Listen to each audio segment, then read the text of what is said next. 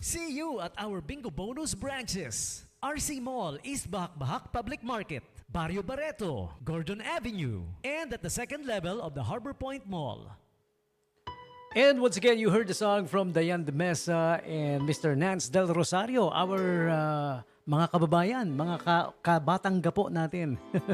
Yes, taga dito po sa Olongapo City si Miss Dayan de Mesa and Nance Del Rosario, and that's their song called How to Let You Go. Please support their craft, di ba? Their songs, their original compositions.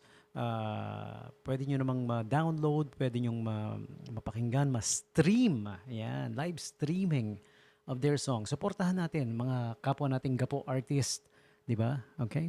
That's what we do here at Radyo Bandera. We highly support yung mga kabatang gapo natin that are artists. Pag may mga original composition sila, fini-feature natin. I hope you guys would do that the same, no? Kahit hindi kayo nagtatrabaho sa radio station, masusuportahan nyo rin sila by simply streaming, availing of their songs. Ganun lang. It's as easy as that. Alright? Basta radyo, ibandera mo. 107.1 News FM Olongapo. 107.1 News FM Olongapo. Back to DJ Tommy G. And our friends at Vine and Canopy Vacation Rentals would like to say congratulations to all the Ironman finishers na ginanap dito sa Subic Bay Freeport Zone. Ano? Alam nyo, isang Vine and Canopy Vacation Rentals sa mga sumuporta sa Ironman na ginanap dito sa Subic Bay Freeport. Alright, thank you for making Vine and Canopy your home throughout your training journey. We are honored to have been a part of your Ironman experience and proud to celebrate this achievement with you.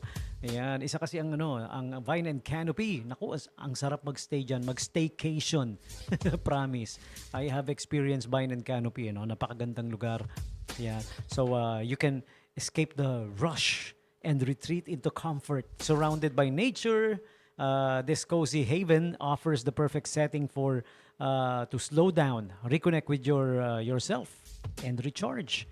Spend quiet mornings, restful afternoons, and peaceful evenings immersed in the beauty of your surroundings. Okay, because the best way to prepare for the next busy week is to pause, breathe, and unwind. Relax and unwind at Vine and Canopy, located at Lot 1, B1, Corregidor Road, Triboa District, Subic Bay Freeport Zone, in the Subic Bay Freeport Zone. For inquiries, you may call or text 0917-564-0615. Alright? Or simply visit the Vine and Canopy Vacation Rentals official Facebook page para makita nyo rin yung pictures and yung video of how beautiful the place is. Yeah, me and my family, we had the Vine and Canopy experience. It was one awesome experience, one great experience. Ang ganda ng place. Promise. Yung room pa na-assign sa amin, merong massage chair. Wow. May sariling massage chair. One of the best luxuries I've ever tried in staying in a staycation rental area. All right, Vine and Canopy. Once again at the Triboa District in the Subic Bay Freeport Zone. Yan, sa mga walang idea kung saan yan, lagpasan nyo lang yung airport, di ba? Yung pinakadulong-dulo ng airport ng Subic Bay International Airport. Medyo, di ba pagdating sa pinakadulo nun, may T-junction, pwede kang kumanan or kumaliwa pag nasa dulo ka na, no? Kakaliwa ka, pare koy. Yan, okay? Triboa District, if you remember Triboa, yan yung dating, dyan yung dating Apex Villas, yan sa area na yan. Tapos, diretso lang ng konti, ayan, makikita nyo na. Vine and Canopy Vacation Rentals. Alright? And the latest from our friends at the Olongapo City LGU, mahigit 400 indigent senior citizens nakatanggap ng local social pension sa Olongapo. Naipamahagi na ng lungsod ng Olongapo ang ikalawang quarter ng local social pension para sa taong 2026 kung saan tumanggap ng 3,000 pesos cash bawat isa sa 403 indigent senior citizens bilang ayuda para sa buwan ng Abril hanggang Hunyo. And according to our dear mayor, hindi raw ito pinipili. Sa katunayan, mas marami na po ang nabibigyan ngayon.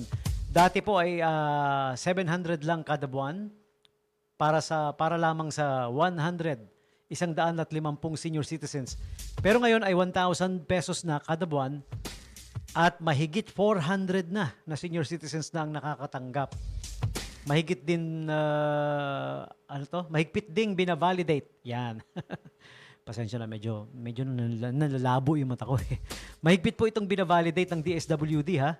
Yan, ang mga benepisyaryo para masigurong napupunta ang tulong sa mga tunay na nangangailangan. At hindi po natin ito pinagdadamot, sinisiguro lang po natin na ang mga kwalipikado ang mabigyan ayon kay Mayor Attorney Roland Paulino Jr. Ayan, or as his friends call him, Lenj. Mayor Lenj. Patuloy namang isinusulong ng lokal na pamahalaan ang mga programang nagbibigay ng proteksyon at suporta sa sektor ng mga nakakatanda bilang pagkilala sa kanilang mahalagang ambag sa komunidad at upang matulungan silang matugunan ang kanilang mga pangunahing pangangailangan. Alright. Yan, we have this report from the Olongapo City Information Center page. Okay.